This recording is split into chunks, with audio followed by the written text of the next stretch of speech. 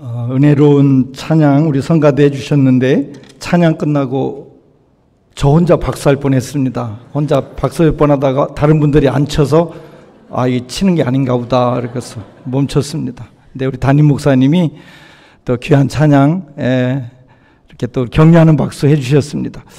정말 우리 성가대가 이런 찬양이 이런 숫자에서 나온다는 게 감동이었고 놀라웠습니다.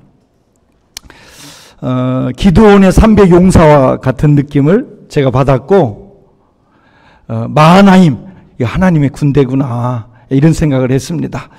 여러분 동의하시면 아멘 하시기 바랍니다. 우리 하나님께서 이 호산나 교회를 축복하시고 하나님께서 이 시대에 귀하게 쓰는 교회구나 하는 생각을 했습니다. 이렇게 은혜로운 교회에 또 방문하게 돼서 여러분 뵙고 하나님께 여러분과 함께 예배드리고 또 귀한 강단 우리 담임 목사님 우리 허 목사님 또 귀한 시간 허락해 주셔서 여러분들과 함께 예배하고 은혜 나눌 수 있게 도와주셔서 하나님께 감사하고 여러분 모두에게 감사를 드립니다. 우리 인생 이 땅에 살면서 하나님께서 가장 원하시고 기뻐하시는 것이 무엇일까라는 생각을 해봤습니다. 여러분은 하나님이 우리에게 원하시고 가장 기뻐하시는 것이 무엇이라고 생각하십니까? 저는 성경에서 그 해답을 얻는데 우리 피조물된 우리 인생들이 하나님 앞에 예배하는 것을 우리 하나님이 가장 원하시고 우리 하나님이 가장 기뻐하실 것이다 라는 생각을 했습니다. 성경에 보면 창세기 1, 2, 3장이 에덴 동산의 이야기고 에덴 동산에서 이제 에덴의 동쪽으로 인생들의 이야기 첫 번째가 창세기 4장에 하나님 앞에 가인 아벨 예배하는 이야기가 소개가 되고 있습니다. 성경 마지막 요한계시록에도 요한계시록 4장에서 하나님 천상에서 하나님 앞에 예배하는 예배 이야기로 요한계시록 마지막 성경에 기록되어 있는 것을 볼 수 있습니다. 성경의 이야기가 예배입니다. 하나님이 가장 기뻐하시는 원하시는 것은 예배라는 사실을 우리가 알 수 있는데 오늘 하나님 앞에 나와 예배하는 저와 모두에게 하나님께서 예배하는 자에게 은혜 주시고 예배하는 자를 만나 주신다 하셨으니 예배하는 자가 하나님의 또 만남의 은혜를 경험하는 시간이 될 것이고 성경에 보면 야곱이라는 사람이 험악한 세상을 살았다라고 고백하고 있습니다. 그런데 히브리서 11장에 야곱을 소개하고 있는데 그는 임종시에 지팡이 머리에 의지하여 하나님 앞에 경배하였더라 이렇게 소개하고 있습니다. 야곱의 그 찬란한 많은 세월 속에 많은 삶의 흔적이 있지만 야곱을 설명해 주고 있는 성경은 그가 마지막 임종시까지 지팡이 머리에 의지하여 하나님 앞에 예배했다라는 것이 가장 소중한 이야기로 야곱을 소개하고 있습니다. 우리 호산나 귀한 교회 성도 우리 귀한 분들 한 분 한 분 주님 앞에 서는 그날까지 하나님 앞에 신실한 예배자로 승리해 가기를 주의 이름으로 축복해 드리겠습니다.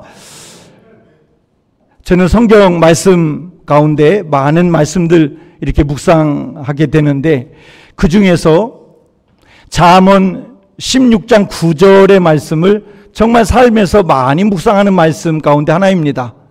잠언 16장 9절 사람이 자기의 길을 계획한다 할지라도 그 걸음을 인도하시는 이는 누구시라고요? 여호와시니라. 우리 인생이 계획한 대로 사람이 마음 먹고 사람이 생각한 대로 되어진다는 것이 아니라는 것입니다. 하나님이 인도해 주셔야 하나님이 지켜주셔야 모든 일이 이루어진다라는 것을 말씀해 주고 있는 것이지요. 잠언 16장 1절이 같은 말씀으로 우리에게 소개하고 있습니다.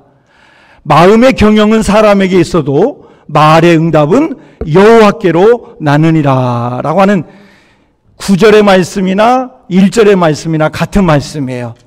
사람의 계획대로 된다는 것이 아닙니다. 하나님의 뜻과 섭리와 경륜으로 되어진다라고 하는 그런 말씀입니다. 제가 이 호산나 교회 여기에 오늘 같이 예배드리는데 내 계획이 내 생각이 오늘 여기에 이르게 한 것이 아니라 하나님의 인도하심이 여기에 있었기 때문에 제가 여기에 여러분들 만날 수 있었고 함께 하나님 앞에 예배 드리게 되어진 것입니다. 성경에 보면 참새 한 마리도 하나님의 허락됨이 없이는 떨어지는 법이 없다 하신 말씀을 생각합니다. 하나님의 인도하심 속에 우리는 살아가게 되는 것입니다. 삶의 모든 것을 하나님께 맡기고 그 하나님의 인도하심을 따라 살아가는 믿음의 사람들 되기를 주의 이름으로 축복합니다. 저는 지금까지 살아오면서 많은 일들이 있었습니다. 좀 시간이 많으면 제가 살아온 이야기들을 좀 이렇게 나누고 싶은데 그럴 수 있는 시간이 허락이 안 됐고, 제가 살아오면서 많은 일들이 있었습니다. 큰 일도 있었고 작은 일도 있었고, 그러면서 내게 가장 충격적인 일이 저에게 있었습니다. 그것은 제가 고등학교 3학년 때 있었던 일입니다. 저는 충남 예산에, 우리 아버님이 예산에서 목회하셨기 때문에 예산에서 살았고, 초, 중, 고를 예산에서 이렇게 생활을 했습니다. 고등학교 3학년 때 5월 달이었습니다. 저희 형제가 5남매인데, 누님 두 분은 목회자 사모님으로 이렇게 사역하고 계시고, 제가 이제 세 번째 아들이고, 네 번째가 우리 이제 남동생인데, 감신대 졸업하고 지금 감리교 목사하고 있습니다. 막내 여동생이 다섯 번째로 있었습니다. 근데 고등학교 3학년 때 5월 달에 어느 날 갑자기 심장마비로 초등학교 6학년이었습니다. 하나님의 부르심을 받았습니다. 제가 한 달 후에 예산에 자취하고 있었는데 아버님은 서산에서 목회하고 계셨습니다. 한 달 후에 집에 갔을 때 동생이 천국에 갔다는 얘기를 들었습니다. 정말 충격이었습니다. 세상에 이런 일이. 고등학교 3학년 때 사춘기고 감수성이 예민한 그때 정말 이해가 안 됐습니다. 왜? 목사님 가정에서 왜 하나님 잘 섬긴다라고 하는 그런 신앙인의 가정에 왜 그런 일이? 잘 이해가 안 됐습니다. 그러면서 시간이 흘렀습니다. 고등학교 3학년 11월 어느 날 대입 학력고사라는 것을 시험을 봤습니다. 금요일 날인가 시험을 봤는데 토요일 날 저녁에 고등학교 같은 반에서 가장 친하게 지내던 배아무개라는 친구가 있었습니다. 저는 목사님의 아들이니까 신앙생활 잘했고, 그 친구는 구세군에 다녔습니다. 구세군 다니고 신앙생활 너무 잘했어요. 학교에서 대화하면 대화가 잘 통했습니다. 공부도 잘했고 너무 착했고. 그런데 그 친구가 구세군 토요일날 학생부 예배를 마치고 오토바이 타고 예배 마치고 집에 오다가 오토바이 사고로 죽었습니다. 그래서 수학 능력고사, 대입 학력고사를 마치고 우리 반 친구들과 함께 그 배아무개 친구 장례식을 치렀습니다. 고등학교 3학년 아이가 왜 죽어야지? 왜 이런 일이? 정말 이해할 수 없었던 그런 일들이었습니다. 하나님 앞에 질문도 많이 해봤습니다. 하나님의 뜻이 어디 있기에 이런 일이 일어났나요? 라는 질문도 했습니다. 여러 가지 많은 생각 속에서 그런 경험을 하면서 저는 어떤 생각을 하게 됐냐면, 나도 죽을 수 있겠구나. 그런 생각을 했습니다. 나도 죽을 수 있겠구나. 그 당시까지만 해도 죽는다라고 하는 것은 나이 많이 드신 할머니나 할아버지나 그런 분들이 돌아가시는 거지, 무슨 초등학교 6학년이 갑자기 심장마비로 죽고 고등학교 3학년이 무슨 그 젊은 사람이 죽고, 생각도 못했던 일들입니다. 그런데 그 일을 제가 고3 때 두 번의 그 일을 경험하면서 뭐지 하면서 나도 죽을 수 있겠구나, 그런 생각하면서 저는 두 가지를 결심을 하고 두 가지를 다짐을 했습니다. 어떤 생각을 했냐면, 하나는 예수님을 잘 믿어야 되겠구나, 그런 생각을 했어요. 예수님을 잘 믿어야 되겠구나. 나도 죽을 수 있으니 예수님을 잘 믿어야 되겠구나, 그런 생각을 했어요. 여러분, 사람이 살다가 죽는 것은 죽음으로 끝나는 것이 아니라 하나님의 말씀인 성경은 분명히 천국이 있고 지옥이 있음을 성경은 분명하게 말씀해 주셨어요. 저는 주일학교 다니면서 모태신앙을 어려서부터 그 말씀을 믿었어요. 나도 죽을 수 있구나 라는 생각을 하면서 예수님 잘 믿어야 되겠구나, 그런 생각을 했어요. 여러분, 구원은 오직 한 분 예수님으로만 주어지는 줄로 믿으시길 바랍니다. 성경 66권의 이야기가 다 예수님이 우리를 구원한다는 이야기입니다.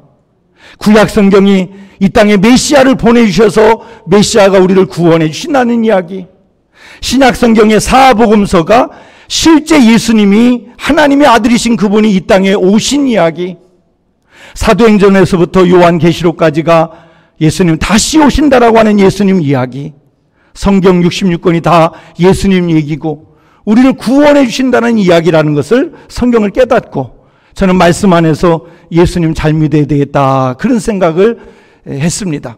우리 호산나 귀한 우리 성도님들, 저는 제가 경험한 것을 함께 나누기를 원하는데, 정말 귀한 분 한 분 한 분이 이 시대에 예수님을 잘 믿는 그런 귀한 분들이 되시기를 주의 이름으로 축복해 드리겠습니다. 이 호산나 교회라고 하는 교회 이름이 너무 은혜롭고 좋습니다. 저는 친근감이 있습니다. 호산나라고 하는 뜻은 왕이시여 우리를 구원하소서, 이런 뜻입니다. 우리를 구원해 주소서. 저와 여러분을 죄와 사망에서 구원해 주실 분은 예수님밖에 없는 것입니다. 제가 호산나라고 하는 그 이름을 정감 있게 이렇게 생각하는 것은 저희 집사람이랑 이렇게 교제할 때, 연애할 때 우리 집사람이 피아노 학원을 하고 있었는데 피아노 학원 이름이 호산나 피아노 학원, 이렇게 이름이 있었습니다. 그래서 호산나라는 이름이 이렇게 좀 친근감 있게 이렇게 느껴집니다. 귀한 교회에서 복음적인 그런 목사님, 또 은혜로운 성경적인 그런 신앙을 기초로 해서 신앙생활에 가는 이 귀한 교회에서 정말 예수님 잘 믿고 구원의 확실함에 소망을 든든히 부여잡고 이 마지막 때 믿음 안에서 승리하는 귀한 분들이 되기를 주의 이름으로 축복합니다. 저는 그 두 번의 고3 때의 사건을 경험하면서, 첫째는 예수님 잘 믿어야 되겠다, 또 하나 두 번째는 감사하면서 살아야 되겠다. 내가 사는 것이 내 힘으로 사는 것이 아니구나. 하루하루를 원망하고 불평하며 살 것이 아니라 하루를 살아가는 것, 이건 하나님의 은혜구나. 하루하루를 살아가는 것은 살아가지는 것이 아니라 이것은 기적이구나 라는 걸 생각하면서 감사하면서 살아야 되겠구나, 그런 생각을 했습니다. 여러분, 우리나라가 한 100여 년 전만 해도, 아니 50여 년 전만 해도 얼마나 가난하고 못 살던 나라입니까? 그래서 우리나라에서 다 부자가 됐으면 하는 그런 마음들이 있었잖아요. 그 옛날에 부자는 이 세 가지가 있으면 부자라 그랬습니다. 기와집에 살고, 기와집 아시죠? 기와집에 살고, 쌀밥 실컷 먹고, 비단 옷 입고 살면 부자라, 그렇게 생각을 했어요. 그게 다 로망이고 그게 다 바람이었습니다. 기와집 살고 쌀밥 실컷 먹고 비단 옷 입고 사는 것, 거기에다가 이제 가마 정도 이렇게 타면은 그거 대단한 것입니다. 그러나 오늘 대한민국도 그렇고 여기도 그렇고 지금 기와집이 문제입니까? 비단 옷보다 훨씬 좋은 그런 옷을 입고, 흰 쌀밥은 건강 때문에 안 먹으려고 그러고, 없어서 못 먹는 것이 아니라, 가마 타면, 저는 가마는 안 타봤습니다만은 옛날에 할머니들이 가마 타고 시집 오고 그랬다는데, 가마 타면 굉장히 멀미하고 흔들릴 것 같아요. 예. 그런데 지금 가마가 문제입니까? 그냥 자동차를 그냥, 이 캐나다 와보니까 다 외제차들이고, 가끔 현대차 보면은 내가 손을 흔들면서 반갑다고 내 마음으로 그러고 그랬습니다. 집에 한 대, 두 대, 세 대, 가마에 비교할 수 없이 이렇게 축복을 우리가 많이 받았습니다. 우리는 원망하며 불평하며 살 것이 아니라 하루하루를 정말 하나님의 은혜인 줄 알고 감사하며 살아가는 자들이 되어야 될 줄로 믿는 것입니다. 우리 옆에 사람하고 감사하면서 삽시다. 우리 인사 한 번 더 나누면 좋겠습니다. 감사하면서 삽시다. 감사하면서 삽시다. 저는 오늘 시편 91편에서 전능자의 그늘이라고 하는 그런 말씀 1절에 보면 전능자의 그늘 아래 사는 자여라고 하는 말씀이 나오는데, 그래서 말씀의 제목을 전능자의 그늘이라고 말씀을 생각해 봤습니다. 시편 91편은 누가 썼는지는 정확하게 이렇게 소개가 되지는 않습니다. 시편 90편에는 분명히 모세의 기도다, 시편 90편은 모세가 쓴 글이다, 이렇게 소개가 되어 있어요. 그런데 시편 91편은 누가 썼다고 소개가 되고 있지 않습니다. 그런데 많은 성경을 해석하고 설명하는 분들은 90편과 이어서 91편에도 아마도 모세의 시라고 많이 해석을 합니다. 어떤 일부는 다윗의 시일 수도 있다, 이렇게 해석하는 사람도 있지만은 상당수의 사람들은 시편 91편이 모세의 시로 소개가 되고 있습니다. 누가 썼는지 그건 그렇게 중요하지 않습니다. 오늘 시인은 우리 모든 인생이 전능자의 그늘 아래 사는 자가 되어야 된다라는 것을, 그것이 최고의 은혜고 축복이라는 것을 우리에게 말씀해 주고 있습니다. 여호와 하나님이 전능자라고 소개하고 있어요. 오늘 시편 91편 1절에 여호와 하나님을 일컬어 두 단어로 소개하고 있습니다. 하나는 전능자라는 말입니다. 또 하나는 지존자라는 말이에요. 전능자, 우리 하나님은 전능자라고 할 때 온전전자, 능할 연자, 온전히 능하다, 이 말은 못할 것이 없는 전지전능하신 하나님을 일컬어서 전능자라고 말하고 있는 것입니다. 엘로힘의 하나님은 엘 샤다이의 하나님, 못할 것이 없는 전능하신 하나님이라고 오늘 1절에서 고백하고 있습니다. 저와 여러분이 믿고 고백하는 하나님은, 저와 우리의 하나님은 못할 것이 없는 전능하신 하나님인 줄로 믿으시길 바랍니다. 그래서 제가 주일학교 다니고 할 때 부른 찬송, 내 하나님은 크고 힘있고 능히 있어 못할 일 전혀 없네 딴딴, 그런 찬양을 많이 불러봤습니다. 우리 하나님은 전능하신 하나님이에요. 사람으로는 할 수 없으되 하나님으로는 할 수 있느니라. 하나님은 전능하신 하나님이라고 1절에서 고백하고 있습니다. 전능자의 하나님, 또 지존자의 하나님이라고 소개하고 있지요. 지존자는 이를지 높을 존, 최고 높은 최고의 상사점에 계시는 그분이 바로 지존자 하나님이시다, 이렇게 말하고 있어요. 그가 최고 높으신 이름이에요. 그 지존자 전능자의 그늘 아래, 이 그늘이라고 하는 것은 여러분 햇빛이 많이 내려지면 이렇게 그늘 아래 들어가면 시원합니다. 제가 카나다 와서 월요일 날 도착했는데 처음 카나다 와봤어요. 월요일 화요일이 막 얼마나 덥고 뜨겁고, 그래서 우리 딸 사위 손녀들 엄청 고생하는구나, 그런 생각을 해봤어요. 그런데 수요일부터 또 선선하고 그늘이 이렇게 지고 그러니까 참 이렇게 좋게 느껴졌는데, 햇빛이 내려칠 때 그늘은 뭐예요? 그늘은 방어해 주는 거예요. 햇빛을 막아주는 거예요. 여러분, 성경의 전능자의 그늘이라고 하는 것을 히브리에서 보니까 첼로의 때 첼이라는 단어를 썼어요. 이거는 보호하다, 막아주다, 지켜주다, 평안하게 하다, 요새가 되주시다, 이런 뜻이 첼, 전능자의 그늘, 이렇게 돼 있어요.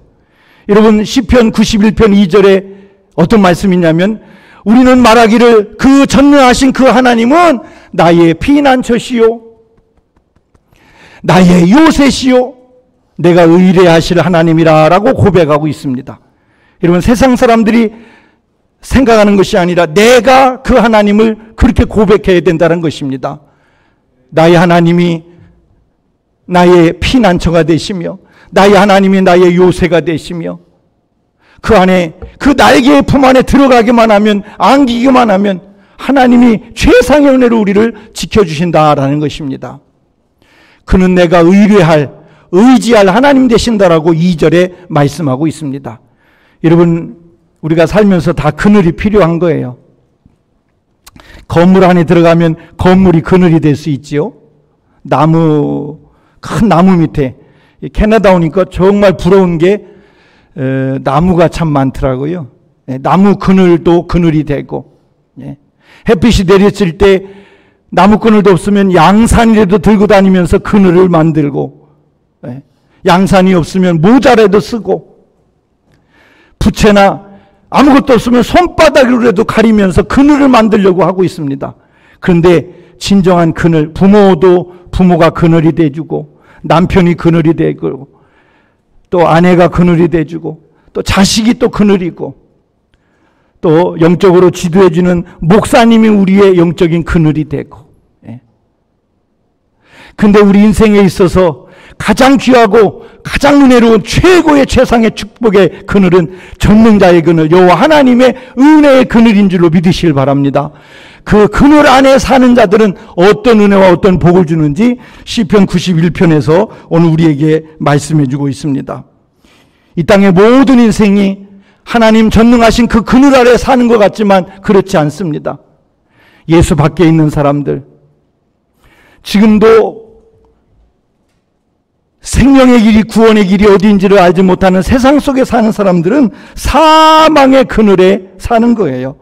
찬송 527장에 보면 사망의 그늘이 너와 내 앞에 둘리며 가리우네. 사망의 그늘 안에서 그게 사는 길인 줄 알고 생명인 줄 알고 스스로 속아서 사는 사람들이 지금도 교회 밖에 얼마나 많습니까?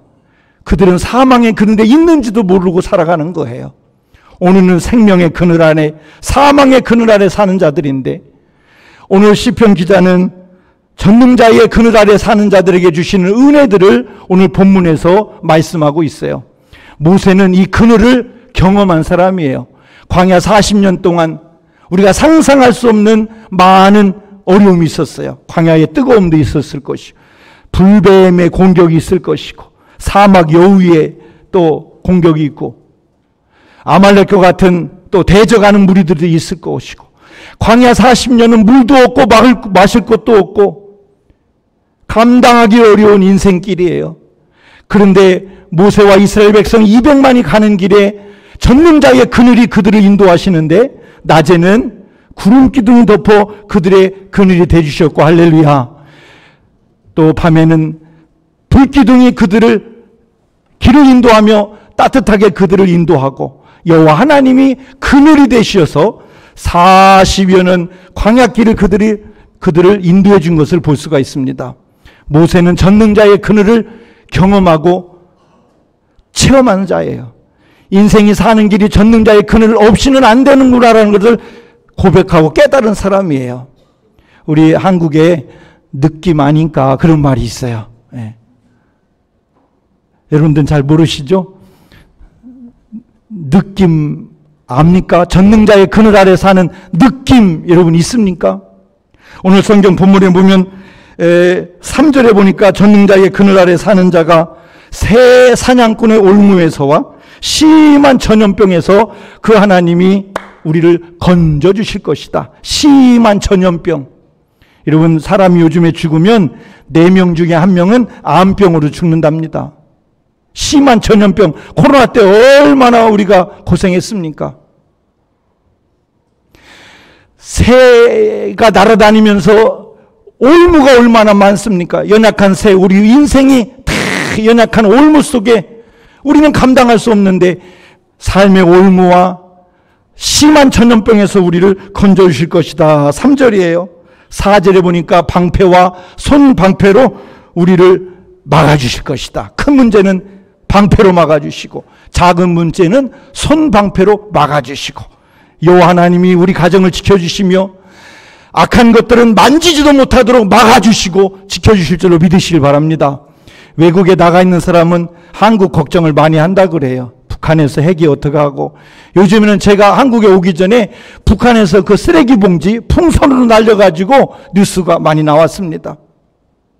국가의 흥망성쇠도 인간의 생사화복도 하나님께서 큰 방패로, 손방패로 막아주시면 60만 군인이 지키는 것이 아니라 대통령이 국회의원이 잘해서 지켜지는 것이 아니라 하나님이 막아주심으로 우리 가정도 나라도 우리 사업체도 교회도 하나님의 은혜 가운데서 가장 복된 은혜의 삶을 살아가게 되는 줄로 믿습니다. 5절에 보면 밤에 찾아오는 공포, 낮에 날아드는 화살. 밤에 낮에 밤낮 하나님은 지켜주신다는 거예요. 시편에 보면 여호와는 우리를 지키시는 자라 졸지도 아니하시며 주무시도 아니하시는 하나님 되심을 시편 121편에서 오늘 우리에게 말씀해 주고 있습니다. 낮에도 지켜주시고 할렐루야, 밤에도 지켜주실 줄로 믿습니다. 금년에도 지켜주시고 내년에도 지켜주실 줄로 믿습니다. 우리 세대에도 지켜주시고 다음 세대 자녀들을 위하여 걱정하는데 우리 자녀들 세대에도 남다른 은혜로 지켜주실 줄로 믿습니다. 7절에 보니까 1000명이 내 왼쪽에서 10,000명이 오른쪽에서 넘어지지만 이 재앙이 네게 가까이 하지 못하게 할 거다라고 말씀하고 있어요. 재앙이 가까이 하지 못하게 할 것이다라고 말하고 있어요. 하나님이 지켜주실 줄로 믿습니다. 10절에 보면 화가 미치지 못하며 재앙이 네 장막에 가까이 하지 못하리라 말씀했어요. 이 장막은 우리 육체를 말하기도 하고 우리의 집을 말하기도 해요. 이 재앙이 가까이 하지 못하도록 막아주신다는 말씀이에요. 저는 11절의 말씀이 너무 좋습니다. 11절. 천사 동원령입니다.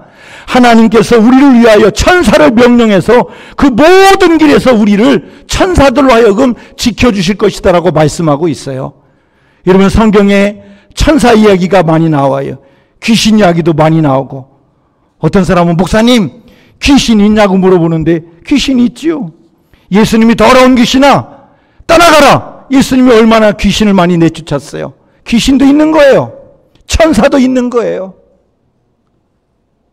여러분, 우리 하나님의 자녀되는 우리들을 위해서, 우리를 지켜 우리를 보호하기 위해서 천사들 동원해서 우리를 지켜주실 것이더라고 히브리서 1장 13절에도 말씀하고 있고, 오늘 시편 91편 11절에도 천사들이 우리를 지켜줄 거라고 말씀하고 있는 것입니다. 이 시간도 천군 천사가 우리를 지켜주는 줄 믿습니다. 우리가 이 강단에서 기도할 때 천사들이 금향로에 우리의 기도를 담아서 하늘로 상달시키는 일을 천사들이 한다라고 성경은 말씀하고 있어요. 여러분, 하나님을 전능하신 자를 그늘로 삼고 사는 자들에게 이런 은혜를 주실 것이다라고 말씀하고 있는 것입니다. 저는 오늘 본문에서 14절의 말씀을 놓치지 않았으면 좋겠는데, 14절에 보니까 하나님을 사랑하는 자, 하나님을 사랑하는 자에게 하나님은 8가지의 축복을 또 말씀하고 있어요. 여러분, 이 땅에 살면서 그 무엇보다도 하나님을 사랑하는 자들이 되시기를 주의 이름으로 축복합니다. 하나님을 사랑하는 거예요. 우리 고백 한번 하십시다. 하나님 사랑합니다. 다시 한번 더 크게요. 하나님 사랑합니다.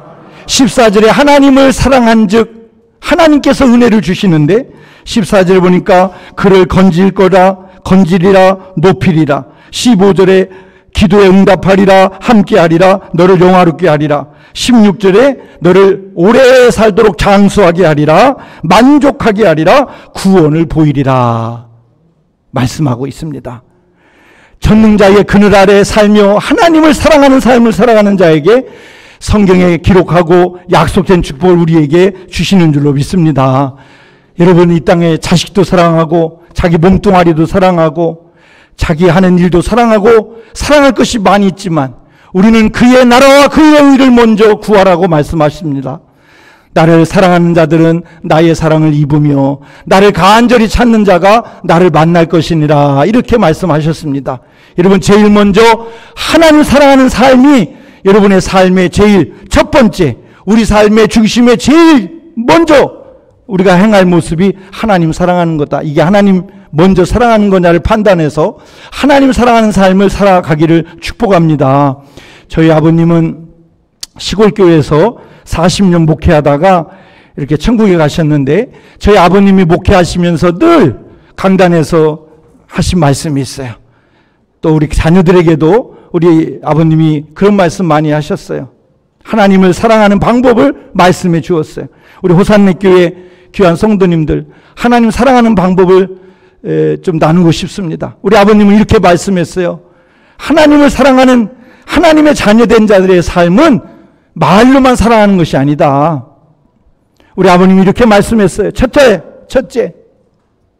목숨 걸고 주일 성수하거라. 우리는 그렇게 배웠어요. 목숨 걸고 주일 성수하고, 굶어도 11조하고, 쓰러져도 새벽 기도하고, 전심전력 영혼구원 전도하는 일을 하거라. 이렇게 강단에서도 말씀해 주시고, 우리 가정예배 드리면 그런 말씀하셨습니다. 우리 귀한 성도님들, 하나님을 사랑하면서 살기를 원하는데, 이구동성 믿는 사람이나 믿지 않는 사람이나 말세요. 세상 끝날이 가까웠다라고 그렇게 신불신간에 다 그런 얘기예요. 지금 세상 돌아가는 거 보면 지금 미국이나 카나다나 동성애 다 합법하고 열려지잖아요. 한국교회도 지금 위기입니다. 일부에서는 열어야 된다 그러고 안 된다 그러고, 한국도 장담 못합니다. 정말 말세입니다. 이 시대에 우리는 어떻게 하나님 사랑하면서 살 것인가?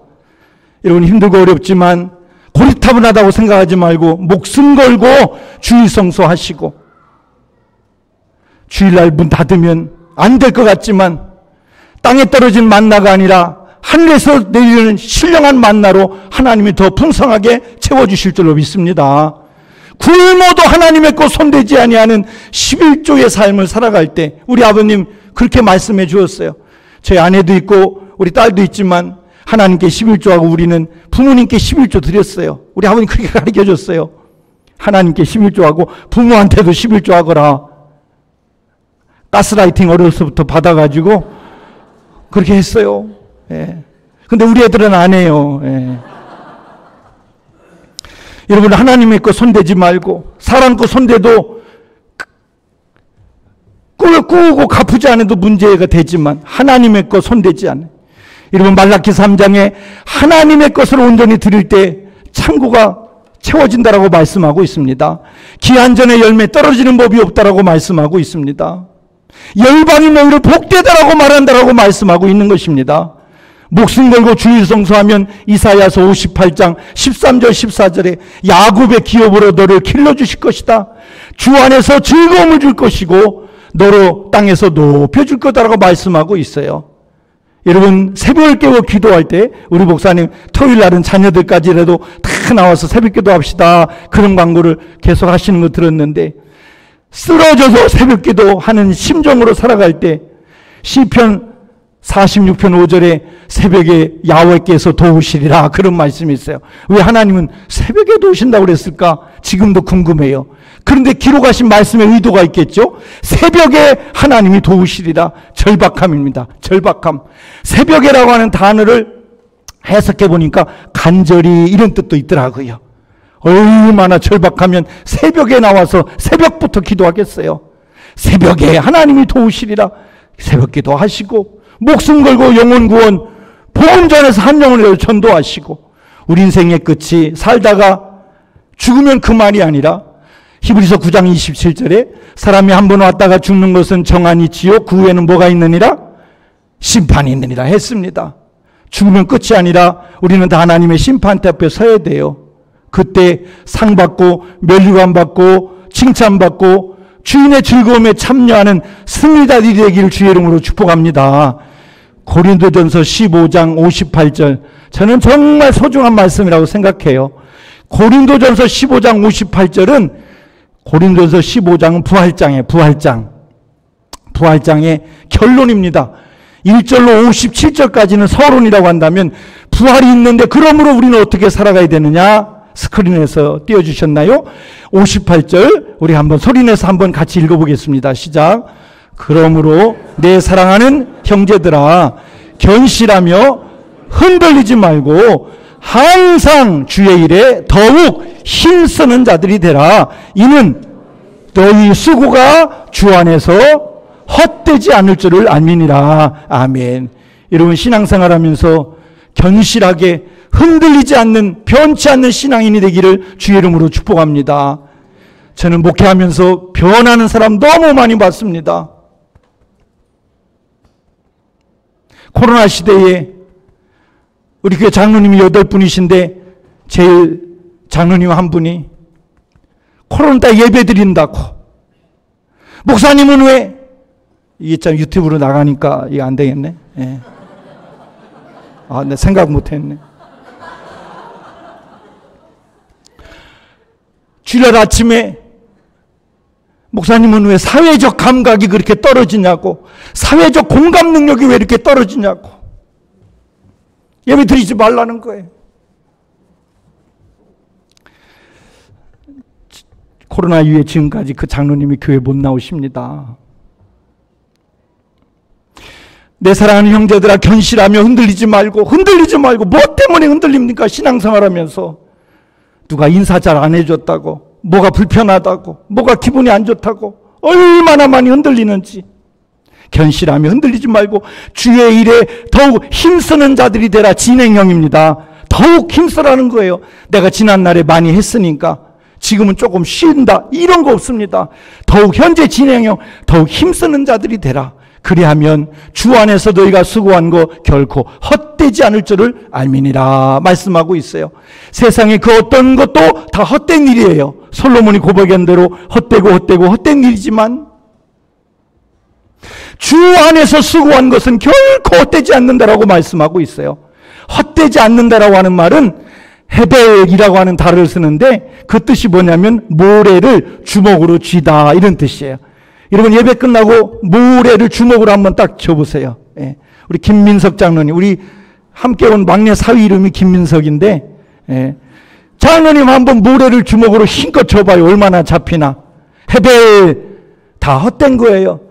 흙먼지 조금 잡힐 것입니다. 세상에 잡아보려고 하는 그 대단한 것 같지만 헤벨, 결국은 다 헛된 거예요.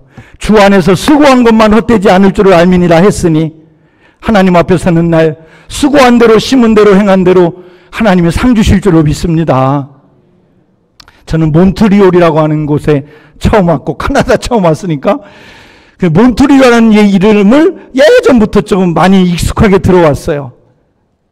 1976년 양정모 선수가 몬트리올 올림픽에서 금메달 땄다고 흑백 텔레비전 시대인데 막 서울시청에서 카퍼레이드를 하면서 막 종이가루를 날리면서 아니 금메달 하나 딴 게 뭐 그렇게 대단하다고 우리는 그 뉴스 보고 엄청난 줄 알았습니다. 지금은 올림픽에서 금메달 엄청 땁니다.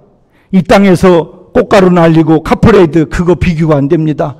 예수 온전히 믿고 맡겨진 사명 안에서 살아갈 때 주의 나라 아버지의 심판대 앞에 설 때 하나님께서 찬란한 면류관 영광의 그 자리 오늘 우리가 주 안에서 얻게 될 줄로 믿습니다. 변함없이 흔들림 없이 마지막 때 믿음의 경주 잘 하셔서 주님 앞에 서는 날 다 잘했다 칭찬받는 저 우리 모두가 다 되시기를 주의 이름으로 축복해 드리겠습니다. 기도하시겠습니다.